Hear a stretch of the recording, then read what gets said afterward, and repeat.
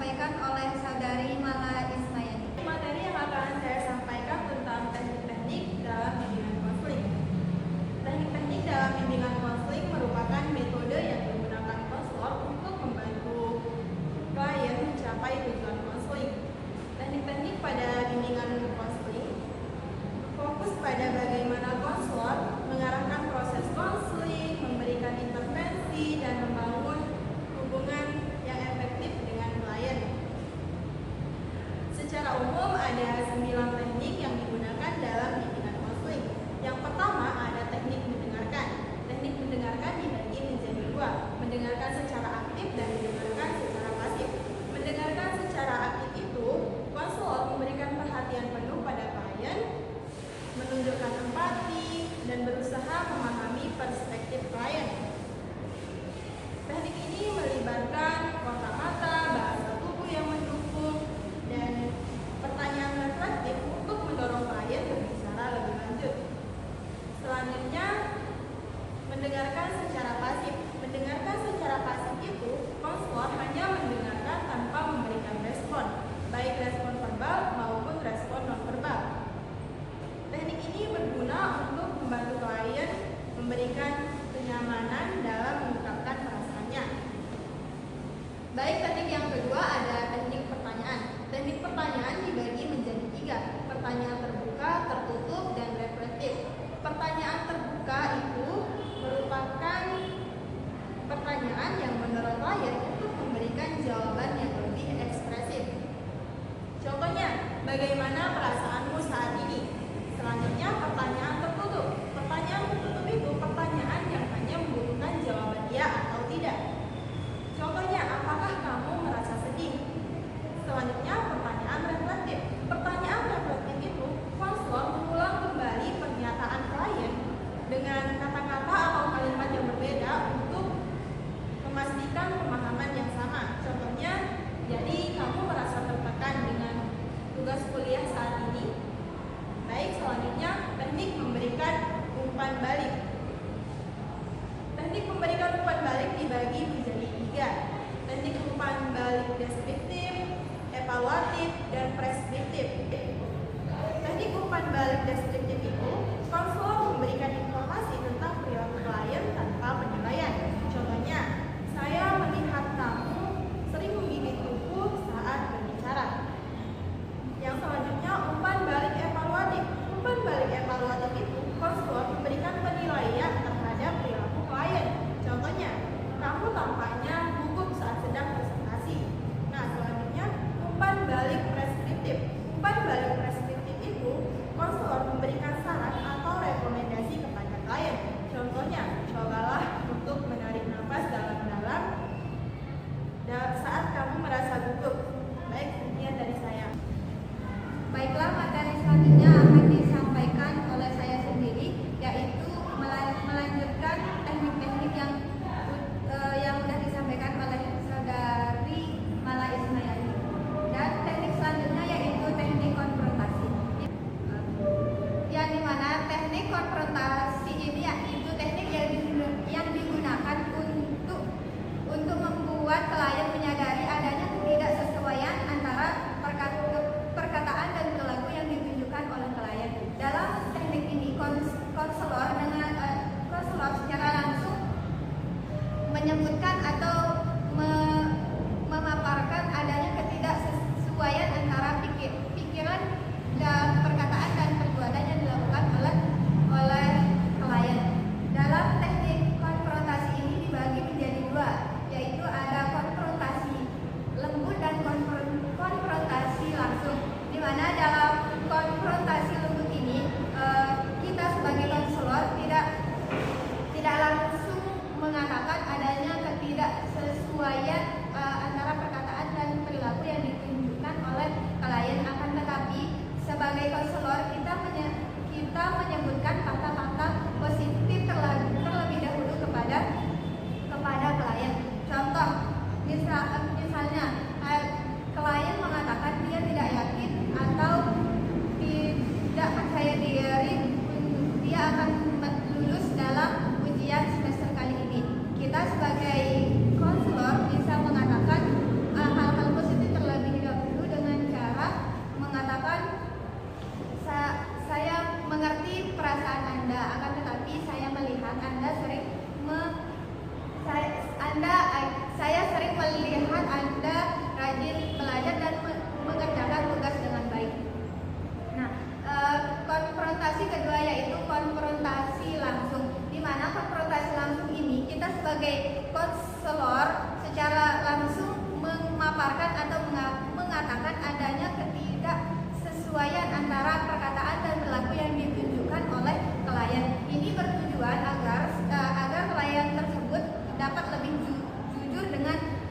dirinya sendiri dan bisa mengatasi masalahnya dengan mudah.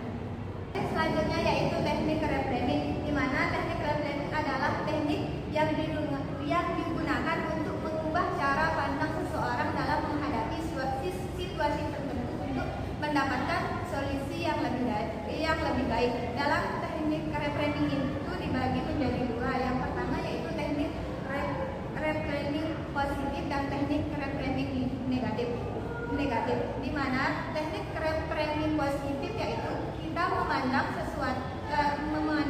situasi yang negatif menjadi positif. Sebab contohnya yaitu kita kehilangan pekerjaan. Ini adalah kesempatan untuk mencari pekerjaan yang lebih baik dan sesuai dengan passion kita. Jadi kita tidak terburu-buru memandang sesuatu yang negatif itu sebagai yang negatif. Selanjutnya yaitu reframing negatif. Reframing negatif meskipun terdengar kurang umum dapat digunakan untuk menggambarkan situasi positif dengan cara yang lebih realistis atau kritis. Ini membantu seseorang untuk tidak terjebak dalam optimisme yang berlebihan. Teknik selanjutnya yaitu teknik role playing. Di dalam teknik role playing, konselor dan klien memainkan peran yang berbeda untuk mempraktikkan cara mengatasi situasi tertentu. Contoh, klien memainkan peran sebagai orang yang dikritik, sementara konselor memainkan peran sebagai pengkritik. Mungkin hanya ini yang dapat saya sampaikan. Oke, materi selanjutnya akan disampaikan oleh saudara Wawan Geraguna. Baik, saya melanjutkan di sini tentang 3 teknik yang akan ke bawah, yakni teknik relaksasi, teknik psikodinamik, dan teknik humanistik. Baik, di antara 3 teknik ini itu berbeda-beda cara menanganinya. Baik, di teknik relaksasi, di sini itu seorang konselor harus bisa membawa kliennya, membantunya mengatasinya dalam masalah kecemasan, insomnia, dan nyeri kronis. Dan yang kedua, yakni teknik psikodinamik, yakni membahas tentang psikologis orang dan batinnya. Dan cara mengatasinya itu yakni dengan pendekatan masalah psikoanalis, yakni dengan membantu orang itu agar tidak cemas, depresi, dan dapat dari pikiran yang tidak. Yang ketiga yakni mengenai teknik humanistik, yakni tentang bagaimana seorang konselor itu lebih dekat dengan kliennya, ini bagaimana dia bisa membantu untuk mengatasi masalah kliennya. Ini tentang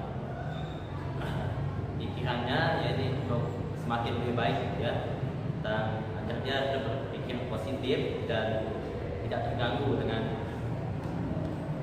teman-temannya yang kurang baik. Mungkin sang konselor harus bisa membantu kliennya, temannya itu dengan cara pendekatan untuk melatih mentalnya agar semakin baik. Itu untuk menjauhi dirinya agar tidak cemas, depresi, dan stres. Dan di antara tiga teknik-teknik ini semuanya ada kelebihan dan kekurangannya. Tapi semua itu butuh sang konselor menguasainya untuk membimbing kliennya untuk mengatasi masalah bimbingan positif. Mungkin itu saja. Oke, materi selanjutnya akan disampaikan oleh saudari Dahlia Fiat. Baiklah, saya akan menjelaskan tentang metode pendekatan dalam bimbingan konseling. Pendekatan dalam bimbingan konseling memiliki beberapa metode, diantaranya ada pendekatan direktif. Pendekatan direktif ini menempatkan konselor sebagai pihak yang lebih aktif untuk memberikan arahan kepada kliennya. Biasanya pendekatan ini lebih cocok untuk klien yang memerlukan bimbingan dalam situasi yang membutuhkan keputusan yang cepat. Selanjutnya ada pendekatan non-direktif.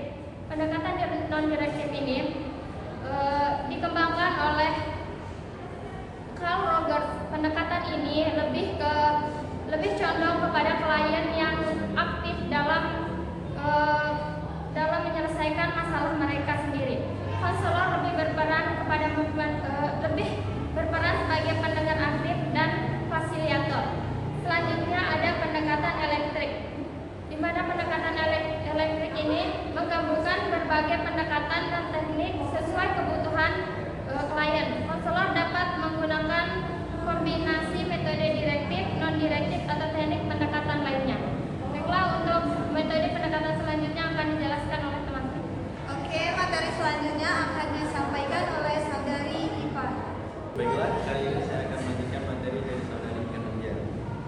pendekatan rasional memakai.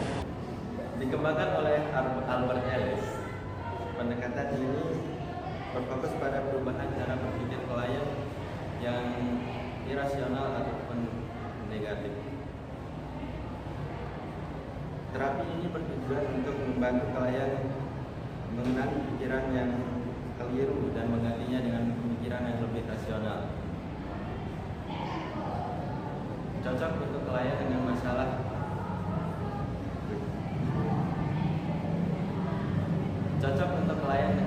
masalah di kecemasan, depresi, ataupun harga diri rendah. Yang kelima yaitu pendekatan psikoanalisis. Didasarkan pada teori Sigmund Freud, pendekatan ini menekankan pada pengungkapan konflik bawah sadar dan pengalaman masa lalu yang bisa mempengaruhi perilaku klien saat ini. Teknik seperti analisis mimpi dan asosiasi bebas digunakan dalam mengenali masalah ini. Yang keenam yaitu pendekatan behavioral. Pendekatan ini berfokus pada tujuan untuk merubah perilaku klien melalui penguatan positif, yaitu pengkondisian atau teknik modifikasi perilaku lainnya. Pendekatan ini berguna untuk mengatasi perilaku maladaptif atau seperti kecanduan ataupun fobia. Sekian dari saya. Oke, materi selanjutnya akan disampaikan oleh Saudari Zari. Saya akan melanjutkan materi dari Saudara Ipa, yaitu pendekatan humanistik dalam bimbingan konseling. Pendekatan humanistik dalam bimbingan dan konseling menekankan pengalaman individu dan potensi untuk aktualisasi diri. Fokusnya adalah pada klien dengan tujuan membantu mereka memahami dan menerima diri serta mengatasi masalah pribadi. Pendekatan ini berupaya mengembangkan kemampuan interpersonal dan sosial siswa serta mendorong mereka untuk lebih aktif dalam proses pembelajaran. Yang terakhir, pendekatan Gestalt dalam bimbingan konseling berfokus pada kesadaran diri dan pengalaman saat ini. Tujuannya adalah membantu konseling memahami realitas, mengatasi ketergantungan dan meningkatkan integritas kepribadian.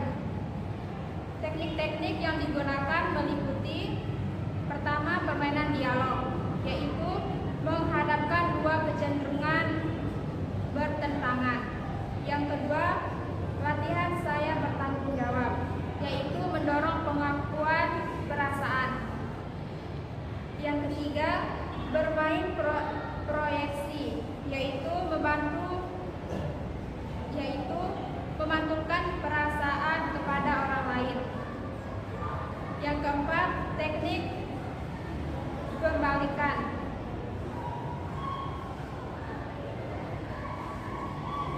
yaitu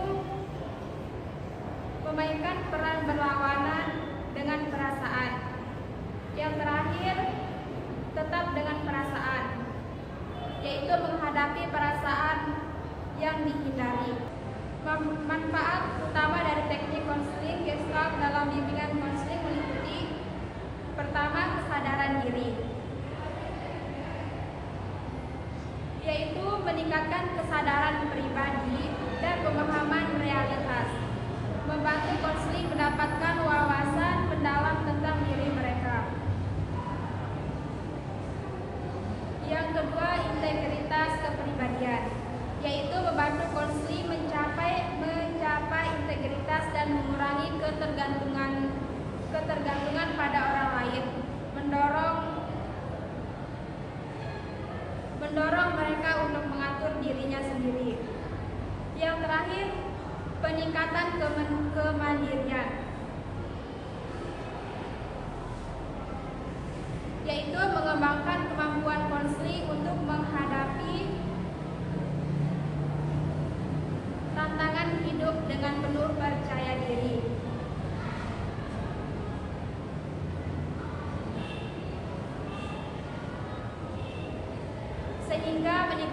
Sehingga mereka dapat meningkatkan kebermanfaatan